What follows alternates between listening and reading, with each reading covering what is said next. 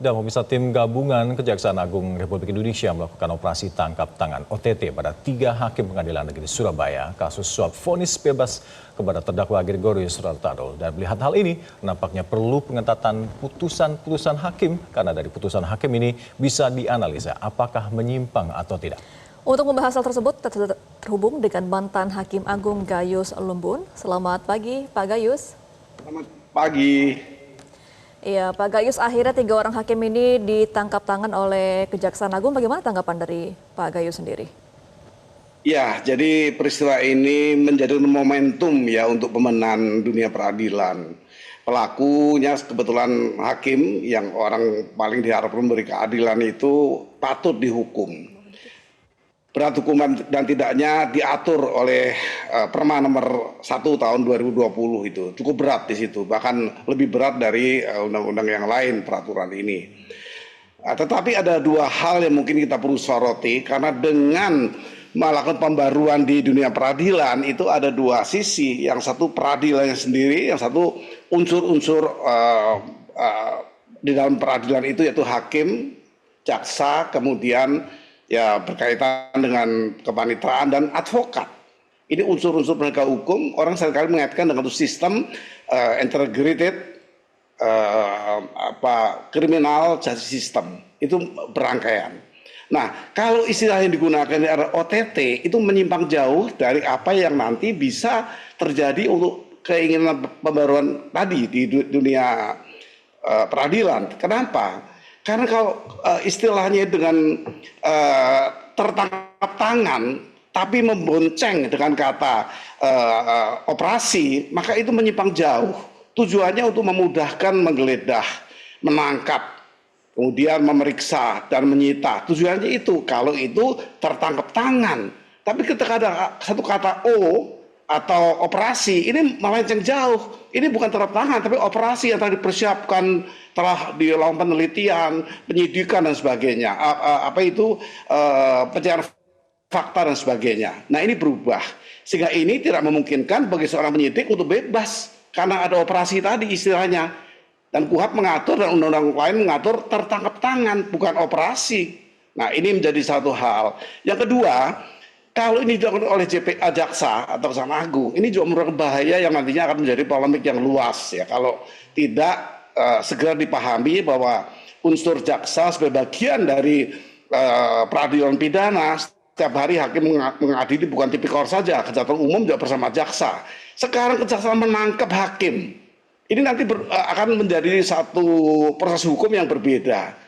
Hakim yang ditangkap dengan pengertian OTT, pakai kata operasi, bukan tertangkap tangan, bisa ke pra-peradilan. Kita mau bertujuan merombak pengadilan jadi masalah yang berbeda. Kalau dikabulkan, maka akan mengulang dari baru. Karena ini bukan tertangkap tangan, tapi istilah operasi tangkap tangan, OTT.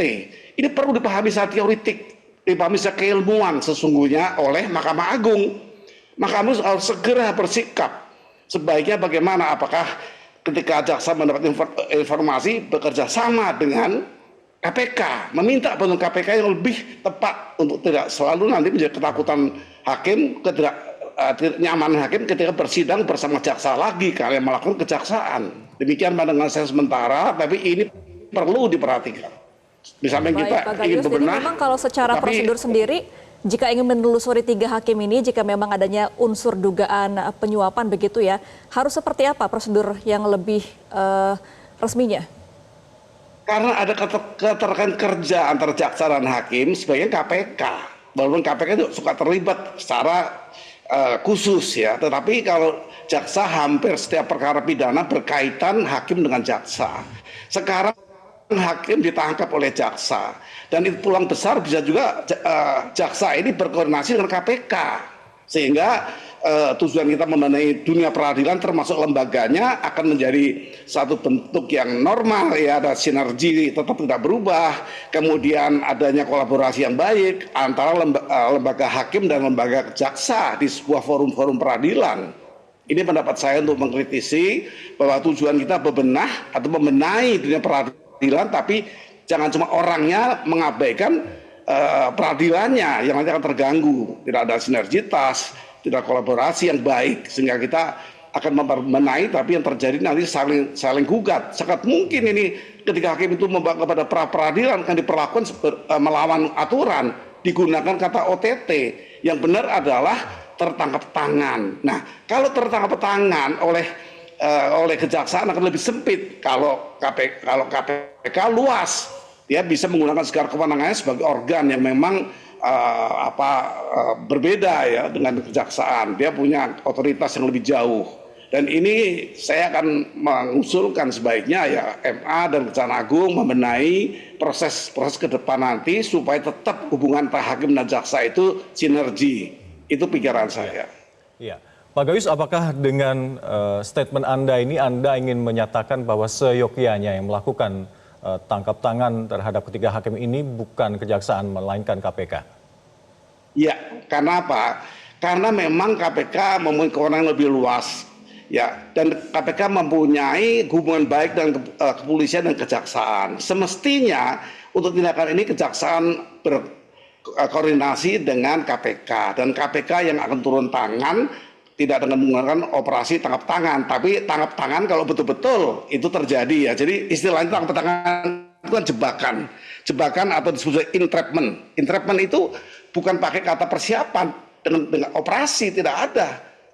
Kalau operasi ini memang sudah dipersiapkan semuanya. Harapannya akan menghilangkan syarat-syarat untuk boleh langsung memeriksa, langsung menyita, langsung menahan. Nah, itu seperti itu. Karena apa? Kalau ini entrapment, Pak Gayus, itu, terlepas dari siapa yang menangkap tiga hakim ini, Anda sebenarnya mendukung kan langkah dari Kejagung ini mengungkap kasus suap tiga hakim ini? Langkah tindakan saya sangat mendukung. Ini menuju perbaikan peradilan terhadap unsur-unsur peradilan yaitu hakim. Dihukum berat sesuai dengan aturan MA sendiri melalui permanya. 50 juta rupiah batasannya saja sudah berat hukumannya. Kemudian sampai dengan 1 miliar dan 10 miliar itu seumur hidup. Ini ancaman buat penegak hukum kalau melakukan tipikor menurut Perma nomor 1 tahun 2020 atau 20 tahun 2020. Ini sangat berat. Kemudian berjenjang. Kalau hakim ini terkena, KPA-nya sudah diperiksa sampai dengan 2 jenjang ke atas dan ke samping. Panitera itu diperiksa. Kemudian yang lain ada di peradilan itu dikaitkan bertanggung jawab secara tanggung renteng. Ini bagus untuk orangnya, tapi saya mengusulkan agar tetap menjaga lembaga ini dengan baik sehingga tidak ada yang mengganggu lagi untuk koordinasinya kemudian hari dan di lain peristiwa. Nanti kalau hakim membebaskan dakwaan tuntutan terjadi konflik dengan jaksa bisa menangkap. Ini pendapat saya.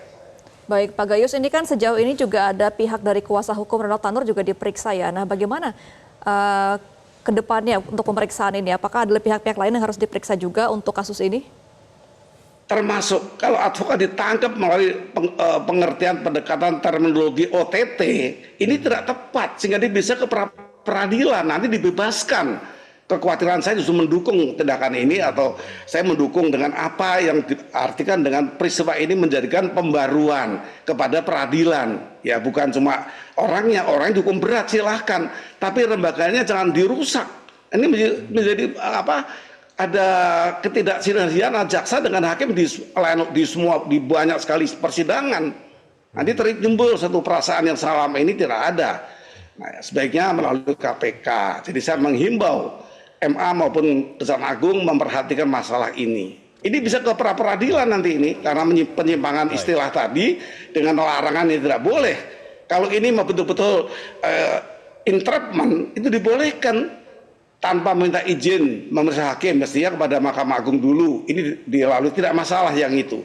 Tapi hubungan ke depan nanti akan terasa di semua persidangan bahwa hakim dengan jaksa sudah ada yang saling ingin sekali untuk berpikir berseberangan. Bagaimana jaksa ini nanti kalau menolak kekhawatiran hakim, menolak dakwaan, menolak tuntutan akan terjadi kembali hal-hal seperti ini. Itu kekhawatiran kami, saya sebagai praktisi hukum. Baik, berangkat dari kekhawatiran Anda ini Pak Gayus, juru bicara MA justru menyatakan kekecewaannya atas tindakan menyimpang tiga hakim mereka ini. Apakah apalagi para hakim ini sebelumnya telah mendapatkan kado yang lumayan indah dari pemerintah berupa tunjangan 40% dari tunjangan mereka. Seperti apa tanggapan Anda? bukan cuma juru bicara Mahkamah Agung, rakyat Indonesia, kami semua kecewa dan kami semua merasa bahwa ini saatnya pembenahan di dunia peradilan. Itu jawabannya. Kita kecewa dengan tiga hakim ini, kita kecewa dengan advokatnya, juga penegak hukum dan undang-undang advokat itu. Harus bertanggung jawab dengan berat di sini. Tapi saya ingin tadi, kalau saya menyinggung istilah OTT di kanal peradilan, nah ini juga satu perhatian yang perlu tujuan kita membenahi, tapi akan terjadi dampak yang negatif kalau tidak diwaspadai. Itu juru bicara MA masih berpikir juga itu. Hal-hal di samping hukum berat, kita semua sepakat, hukum berat. Tapi lembaganya diperhatikan, jangan sampai rusak hubungan jaksa dan hakim. Kenapa tidak KPK? Karena ini wilayah KPK tipikor ini.